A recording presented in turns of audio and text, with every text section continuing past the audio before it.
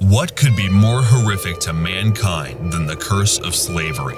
Slavery has very deep roots in the history of mankind, and the African slave trade has been going on for more than 13 centuries. It is still considered a common norm in Arabs because of its history in Arab culture. However, what seems so normal actually lays the foundation of terror that surrounds slavery. The shocking revelations made in this video will truly leave you questioning humanity. The Arab slave trade started before the advent of Islam and continued for more than a millennium. People usually connect slavery with Islam, but it has less to do with theology. However, the Islamic texts don't decline slavery. In fact, some people believe that Muslims can enslave any non-Muslim, but it is not permissible to enslave Muslims. But how did the Arab slave trade actually start? The Arab slave trade started when Arabs invaded North Africa through Egypt in the 7th century. Slavery was practiced in most of the areas that the Arabs conquered in the 7th and 18th century. After the stronghold of Arabs in the African countries, the slave business started booming. People who were in authoritative positions used to present slaves to others as regards. From the 7th century to the early 20th century, the Arab slave trade continued in some form. Historical accounts and references to slaveholding in Arabia, Yemen, and elsewhere are frequent until the early 1920s. A large number of people from Africa were sent to other countries as slaves to work as domestic help, servants, and slave concubines. Arabs used to enslave not only Africans, but people of other ethnicities as well. Even white people were enslaved by the Arabs, but they were considered superior to the black people. White slaves could eventually reach prestigious positions, but this was impossible for the black ones. In the 18th century, the African continent was dominated by Arab barbarians in the north. Islam moved south along the Nile and along the desert roads. In this way, at least 10 centuries of slavery began for the benefit of Islamic countries. As an aside, Bantu people in the Arab world meant black Africans, except Ethiopians, Somalis, and North Sudanese, who were considered Kushi. It is estimated by historians that during the 10th and 19th century, around 6,000 to 7,000 slaves were transported every year to the north for slavery.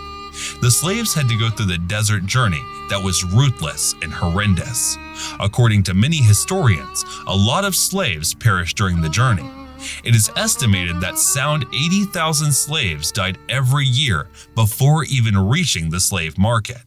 According to scientific studies, 3 out of 4 slaves died before reaching the market because of hunger, thirst, tiredness, or diseases. But the inhuman treatment didn't stop there.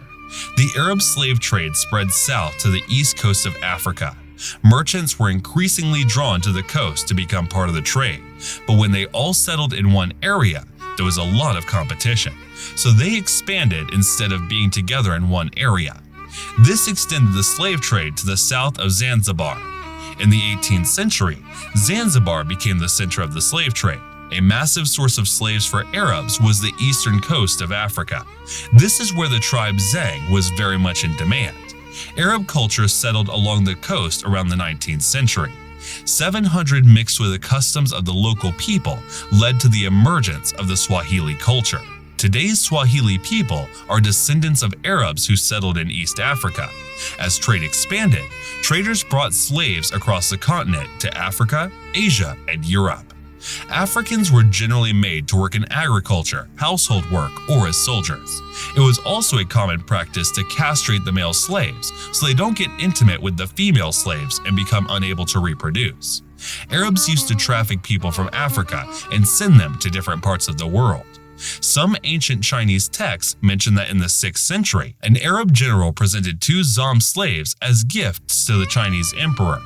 It is mentioned in the Chinese chronicles that during the 8th and 9th century that a lot of African slaves reached China through India.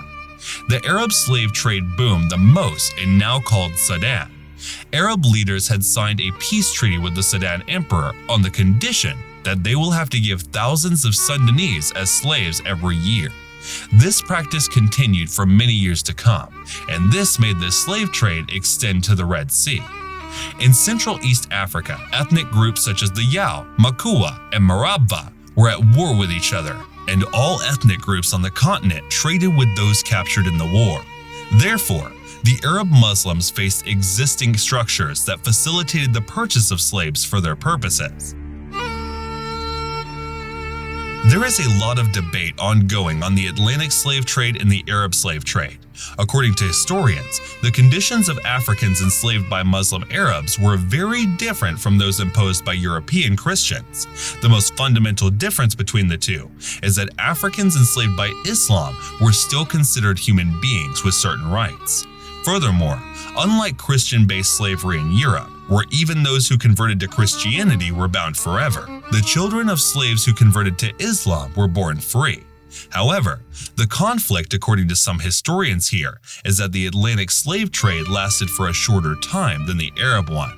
Estimates vary widely based on assumptions, but some historians estimate that as many as 17 million people were sold into slavery in the Indian Ocean, the Middle East, and the North African coast, and roughly claim that 5 million Africans were sold into slavery. Slaves were purchased by Muslim slave traders and transported from Africa via the Red Sea, the Indian Ocean, and the Sahara Desert between 1500 and 1900. Captured slaves were sold in slave markets throughout the Middle East. The human trade accelerated as superior ships brought more trade and the demand for labor on local plantation properties increased. Eventually, tens of thousands of prisoners were captured each year. In the 10th century, Arabs established trading settlements on the Swahili coast and continued to trade there for centuries. Then, in 1497, the Portuguese exploded in the Indian Ocean. After discovering the Cape Road around the Cape of Good Hope in South Africa, the Portuguese conquered these trading centers. Under entering East Africa, the Portuguese found a series of independent cities alongside an Arab-speaking Muslim elite on the coast. Although Portuguese travelers described them as black, they made a clear distinction between Muslim and non-Muslim groups. The relationship was mostly hostile. The Portuguese first appeared as explorers and remained as conquerors. In Operation Tornado, they took control of the sea lanes in many lands on the coast of East Africa, the Indian Ocean, the Persian Gulf, and the Spice Islands. The campaign was well executed.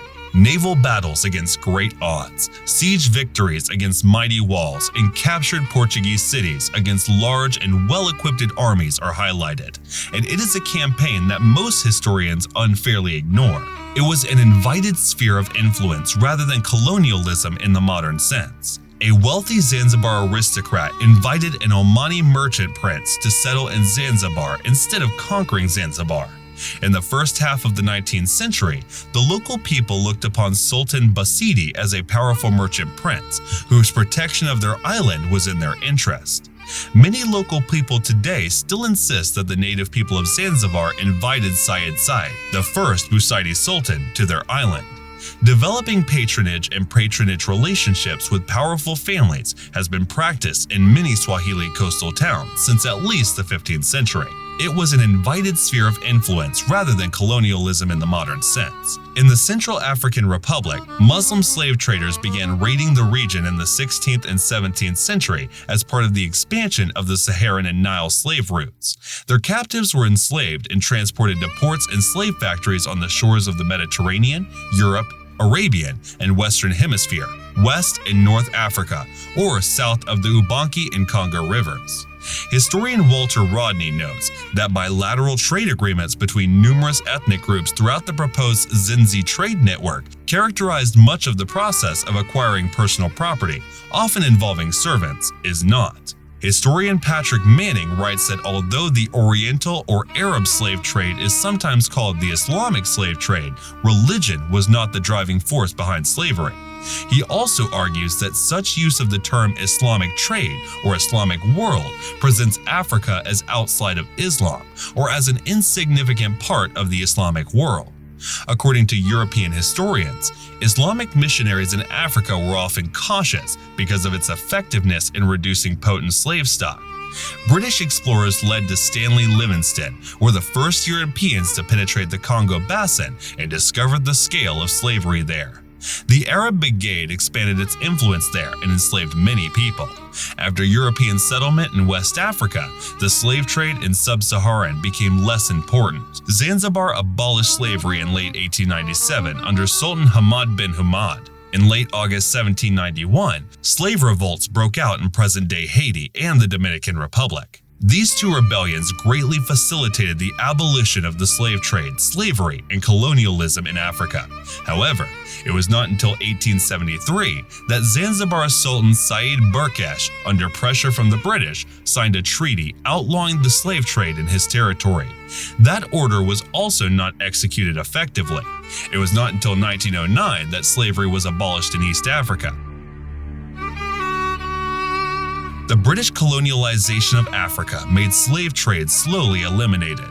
It was outlawed in the Kingdom of Saudi Arabia in 1962. According to experts, slavery still exists in different forms in some Muslim and African countries. An estimated 40 million people are still enslaved worldwide. Hundreds of thousands of people live in Africa. Marturarian claims to have abolished slavery, but in reality, the situation in North Africa has not changed much. According to a Prime journalist, there were reports from Libya of an organized slavery market, and a case of slavery was uncovered in Tanzania a few years ago. 50 to 60 boys were forced to work in a remote area after a mine was found. They lived without pay in camps guarded by armed men. The slave trade in Libya is not a new thing, but it is deeply rooted in its history and traditions. It is extremely unfortunate that these facts are either concealed or underrepresented in Africa and Arab history. The terror faced by the African people, just because of their ethnicity, is something that should be remembered and told. These facts should not go unacknowledged, as it has traumatized millions of Africans, and they find it difficult to survive even today. If you want to know more mind-boggling facts about history, subscribe to our channel and don't forget to comment below what we should talk about in our next video.